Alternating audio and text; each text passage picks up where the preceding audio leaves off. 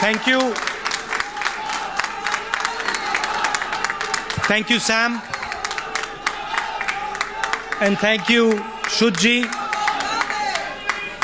I'd like to welcome all the people on the stage and every single one of you in this room. Okay. I'd like to welcome every single one of you in this room. You know, many years ago, Sam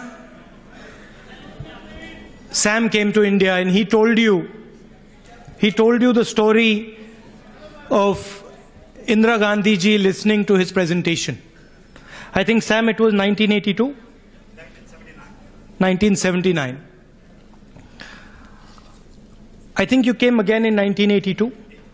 So he came in 82 and I was 12 years old, and in the morning my father told me that there's a presentation and you have to come. I didn't know what presentation meant. I thought I was going to get a present. Anyway, I went there and my sister and me were made to sit down in the back of the room quietly.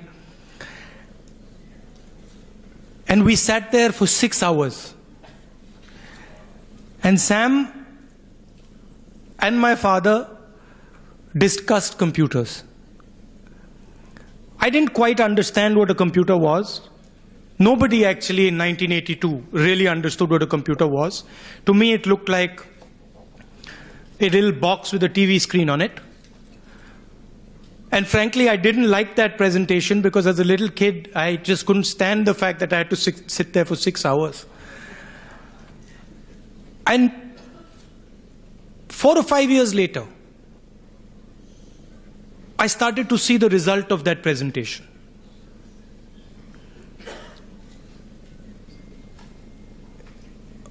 There were typewriters in the Prime Minister's office, and everybody wanted to use a typewriter.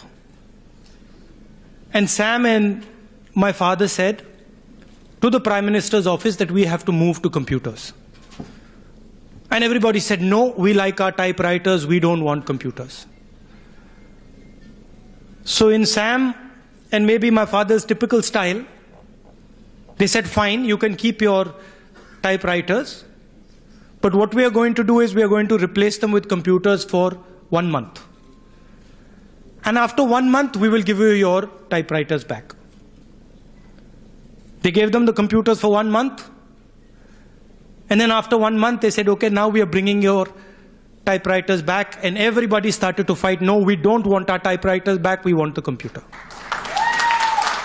Ideas take time to travel into India.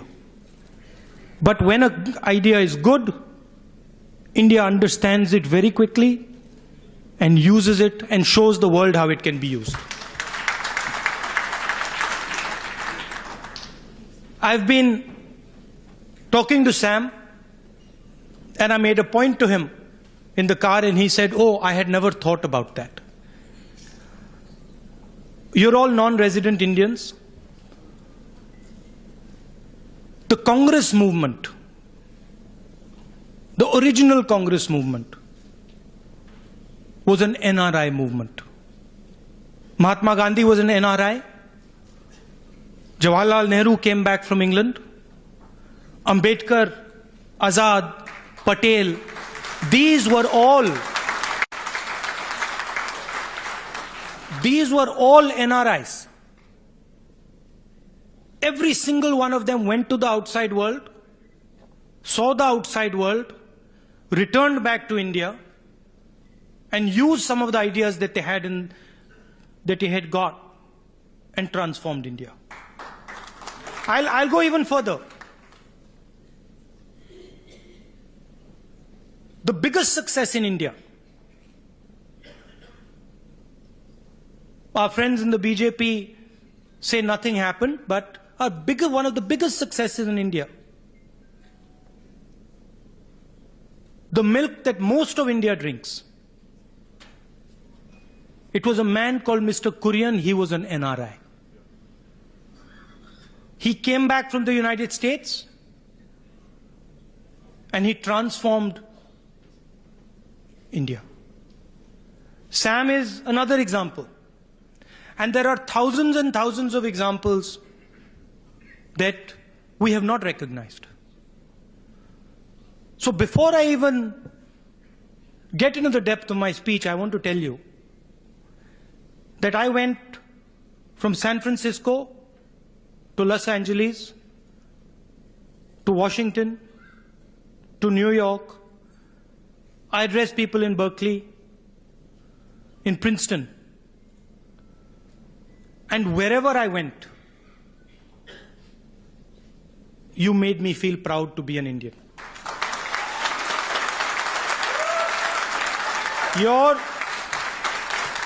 Everywhere you look in this country, everywhere you look in this country, there is an Indian person working for America, working for India, living peacefully and building this country and our country at home. So I would like to start by telling you that you are actually the backbone of our country.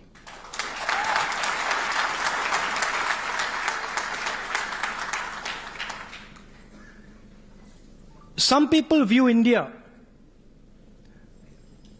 as a geographical construct.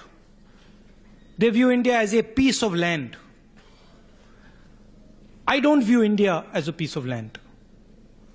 I view India as a set of ideas. So for me, anybody who has the ideas that make up India is an Indian. We have many religions in our country. We have many different languages in our country. Every single one of them lives happily together. And the reason they have been able to do so are the ideas of the Congress Party. Sam Pitroda just said that the Congress is 130 years old. Yes, it is true. The Congress organization is slightly more than a century old. But the Congress idea in India is thousands of years old. Sam, we don't represent an organization. We represent a philosophy that is thousands and thousands of years old. And I'll tell you a little bit about what that philosophy is.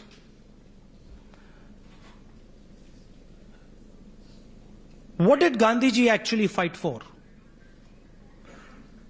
What was our freedom movement about? What did Mr. Kurian do? What did Sam Pitroda do? And what do thousands of NRIs do? They stand up for the truth. It doesn't matter what is standing against them. When they believe in something and they are convinced that that is the truth, they stand up for it and they pay the price for it. That is the Congress idea. I had a lot of conversations in my trip. I met a lot of people in the administration. I met people from both Democratic and Republican parties. I met many friends, NRI friends. And I must tell you, I was very surprised. Because before I could even tell them what I was feeling, before I could even tell them what I was worried about, they told me exactly the same thing. And the single biggest thing most people told me,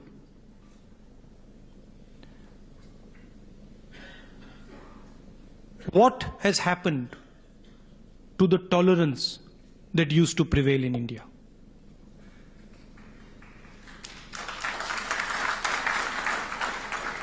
What has happened to the harmony in India?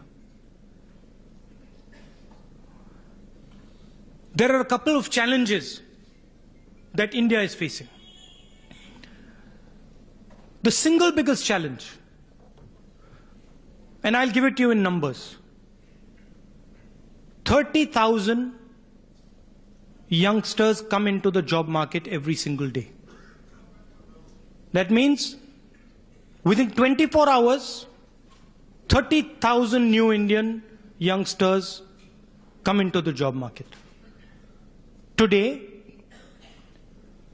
450 of them are getting a job. I'm not even talking about the unemployed.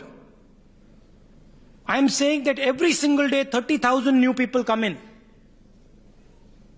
and only 450 of them get a job. This is the biggest challenge in front of our country. And this challenge is going to be addressed by building a unified approach, by bringing people together and addressing this problem. We discuss everything in India. There's a divisive politics going on in India. But the real challenge facing India is out of 30,000 new youngsters coming in, 450 are getting a job.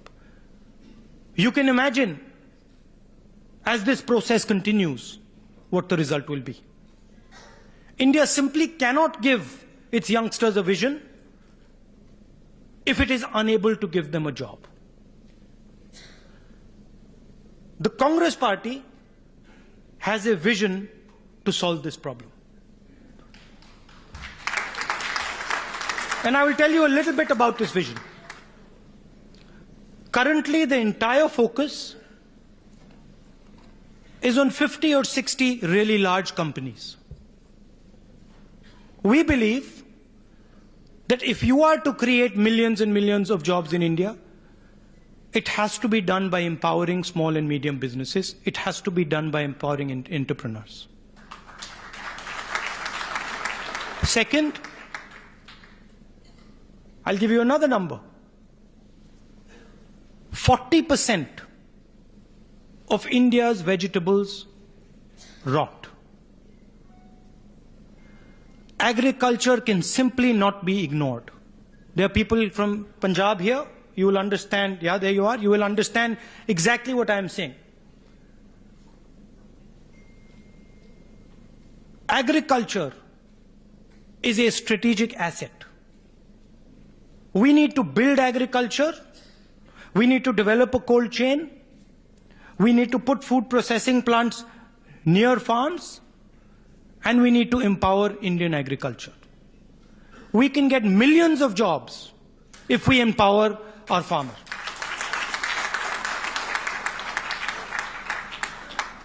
Healthcare is going to transform. And I said this in my speech in Berkeley. Today,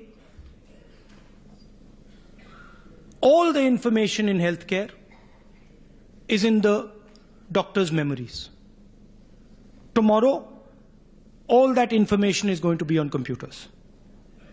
India has the world's second biggest population. We do very large numbers of surgeries, heart surgeries, eye surgeries. We have a great understanding of how to do these things. There is a huge opportunity for India in healthcare. We can become the healthcare center of the world. But we have to plan for it. We have to plan for it. We have to plan for it today. And I'm not talking about simply health tourism. I'm talking about constructing a system whereby in the future, large parts of medical processes are carried out in our country. I can give you a similar vision for the IITs. I went to Berkeley. I was in Princeton yesterday. American universities are networks. They are knowledge networks. Information travels within them. They are connected to businesses. They are connected to the economy. Our IITs are tremendous institutions, but they are not networks. If we connect our IITs to our industry, if we connect our IITs to businesses across the world, they will start to compete with the best institutions in the world. These are things that can be done. These are things that can be done. But I want to go back to the beginning of my speech. You need to get involved. You have tremendous knowledge. You have tremendous understanding. You work in different fields. I want to invite you to come and work with the Congress Party to discuss the vision going forward. We want to take your help. We want to take your help. And look, Sam Pitroda single-handedly transformed the telecom industry. We don't want one Sam Pitroda. We want at least 10 to 15 Sam Pitrodas, because there's a lot of work to be done in India. The last thing I'd like to say to you, India has always shown the world how to live in harmony. For thousands of years, India has had a reputation of peace and harmony. This is being challenged. There are forces in our country that are dividing the country. And it is very dangerous for the country, and it ruins our reputation abroad. Many people in the Democratic Party, in the Republican Party asked me, what is going on in your country? We always believed that your country worked together. We always believed that your country was peaceful. What is going on in your country? And that is something that we have to fight. India's reputation in the world is very important. The world is transforming, and people are looking towards us. China is rising. We have a relationship with the United States. Many countries in a violent world are looking towards India and saying, maybe India has the answer for the 21st century. Maybe India has the answer for peaceful coexistence in the 21st century. So we cannot afford to lose our most powerful asset.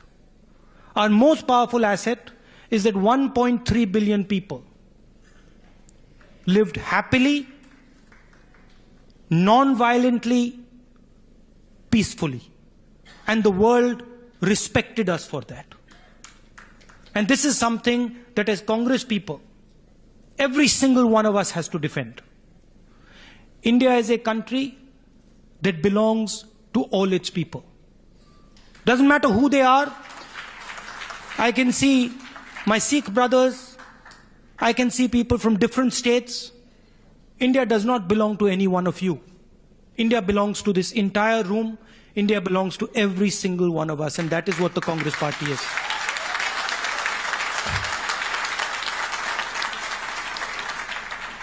Again, I'd like to thank you very much. And I've told Sam, whenever you want me to come to the United States, whenever you want me to come anywhere, just call me. मैं हाजिर हो जाऊंगा. And final thing I told Sam today, he said about the photographs, and I've learned something. Sam, हमारे यहाँ individual photograph चलती है. तो I think next time we will give a decent amount of time so that we can have selfies or photographs together. Thank you very much. All the best.